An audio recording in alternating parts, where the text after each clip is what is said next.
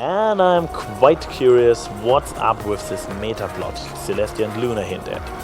My theory, the princesses want to turn Twilight into an alicorn as soon as they deem her ready.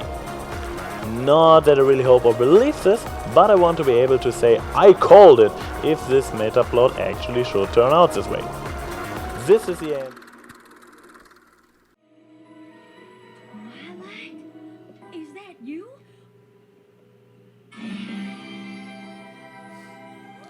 I told you so.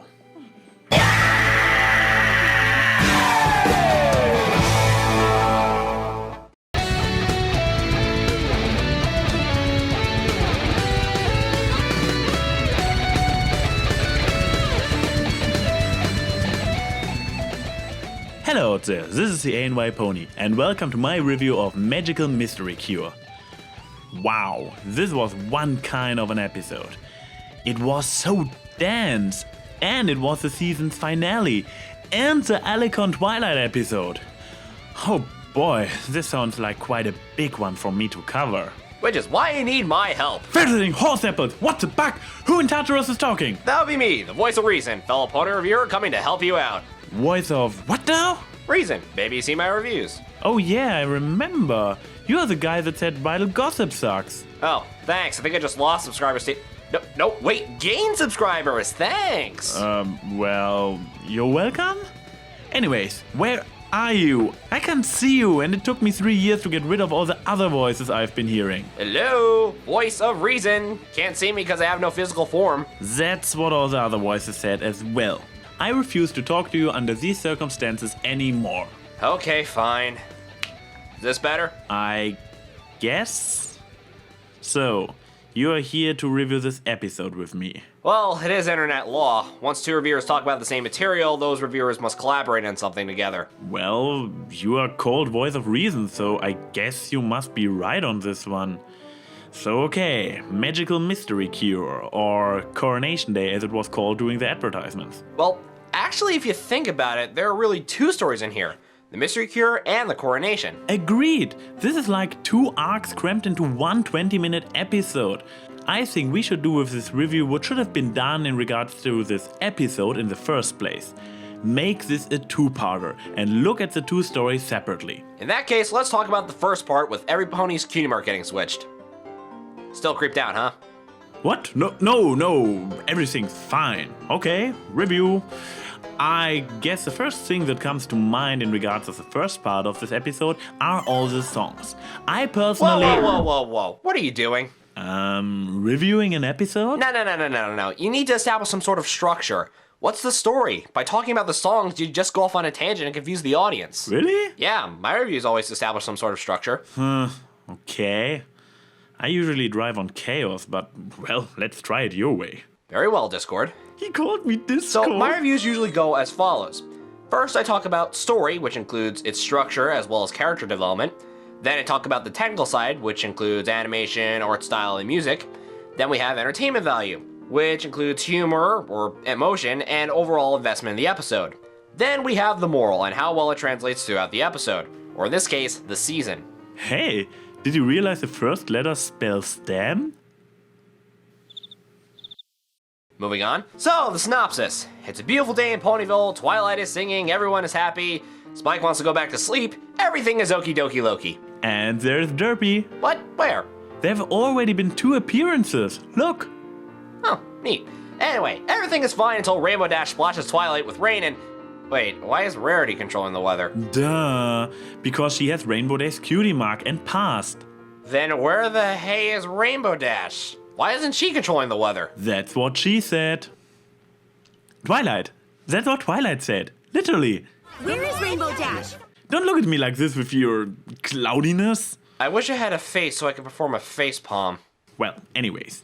Rainbow is not Fluttershy, Fluttershy is Pinkie Pie is Applejack, and Applejack is Rarity, and as we already know by now, Rarity is the new Rainbow Dash. Try saying that 3 times fast. Rainbow is not Fluttershy, Fluttershy is Pinkie Pie is Applejack, and Oh, sweet Luna, he's actually doing it. Rarity is the new Rainbow Dash. So, what caused this change?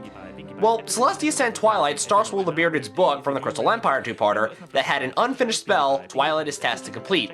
which backfires and switches cutie marks. Hey, things are actually coming full circle! Oh yeah, great. So we got at least one connection arc-wise to a previous episode of this season. Oh, welcome back. Throughout season 3 I was kind of hoping for more build-up towards the finale, especially after the foreshadowing of the book at the end of the opening. For example, I was expecting that the whole Discord reformation would actually play a part in the end. But no, showing the book for a microsecond was actually the whole build-up. Well, you can always speculate Discord is not official business. I always think he was sent to mess around with Queen Chrysalis at this time. That's an interesting thought. Well, there is another reason, but I'll explain that in part 2. Fair enough. But let's try to wrap up the whole story summary thing now. After Twilight discovers her mistake, she goes in angsting mode for a bit, while we get to see how bad things are for her friends. But she gets her act together pretty quickly and fixes everything, including Starswell's spell, in a span of 5 minutes and a song. Yeah, come to think of it, this whole story is going by very fast. The story's pacing feels very rushed, even for an M.A. Larson episode, who's usually very good at keeping the story flowing at a steady pace. Agreed, you could easily turn this arc alone into a 2-part episode, but it's compressed into only half an episode. That's also the reason why we get most of the story told through song. In a musical number you can quite effectively get through events pretty fast, tell people's emotion and use montages to transport a lot of information visually in a short period of time. This, however, is relatively minor, and doesn't take away from the story as a whole. Speaking of the song numbers, the songs in this episode were amazing! Throughout the season, Daniel Ingram, the songwriter, was teasing he was trying to redefine epic when it came to the song numbers. The first 4 songs of season 3 didn't have that epic feel. They were fun, but didn't feel epic. This episode's songs are the redefinition of epic. Well, these are some pretty entertaining songs.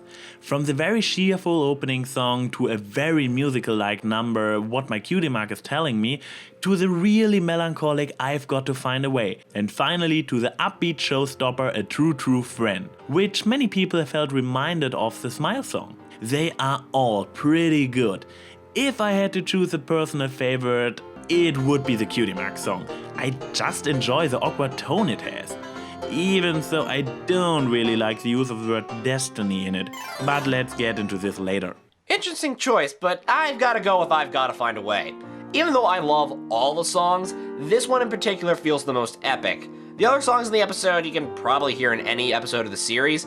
I've Gotta Find a Way sticks out amongst the crowd, and I feel it's the epic nature Daniel Ingram was trying to capture. Plus, I really want to hear the extended version of this song. I guess that's it from music. What other technical stuff have we got to talk about? A lot is happening on the screen at the same time, while everything is just presented beautifully.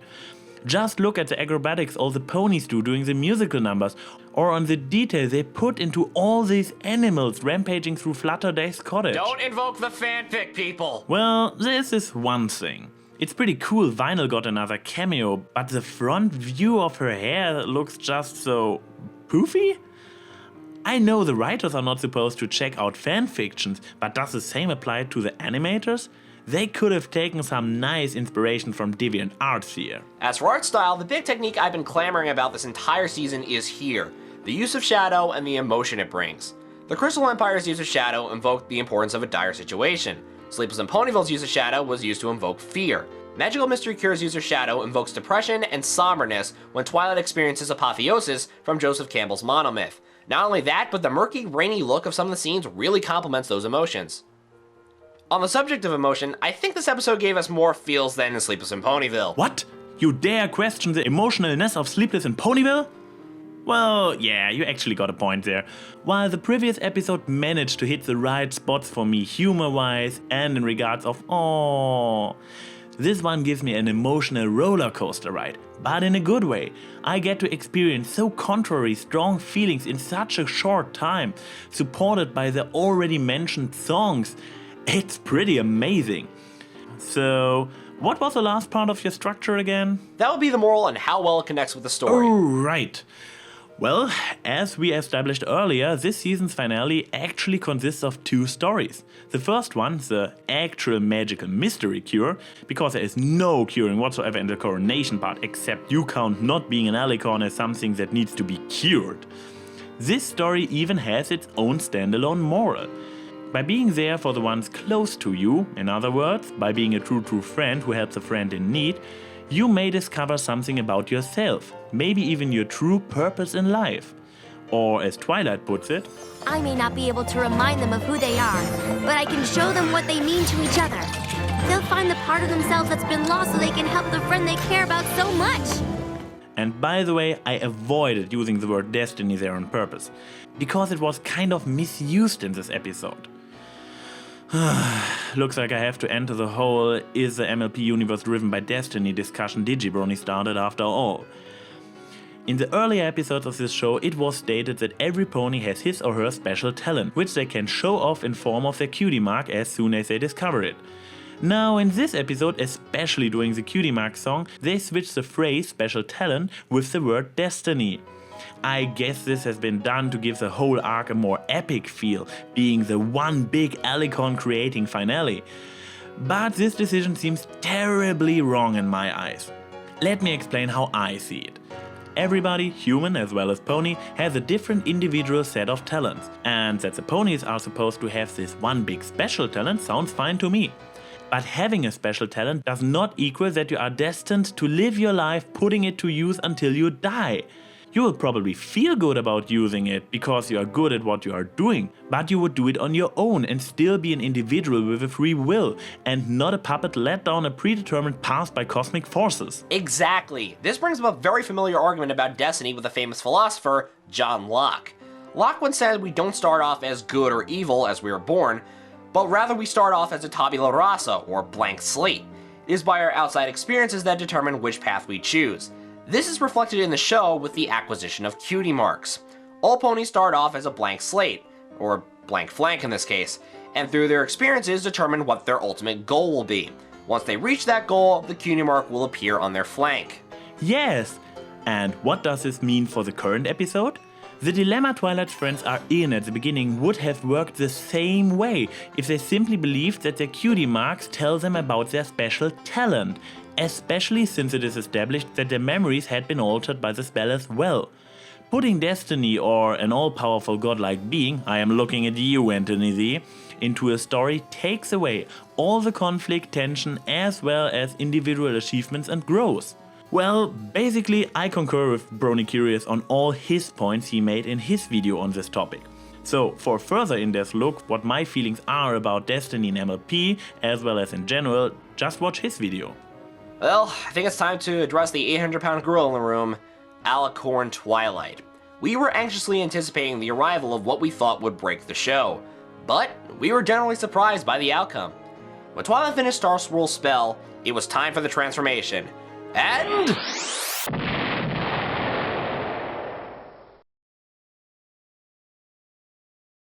Morning in Ponyville shimmers.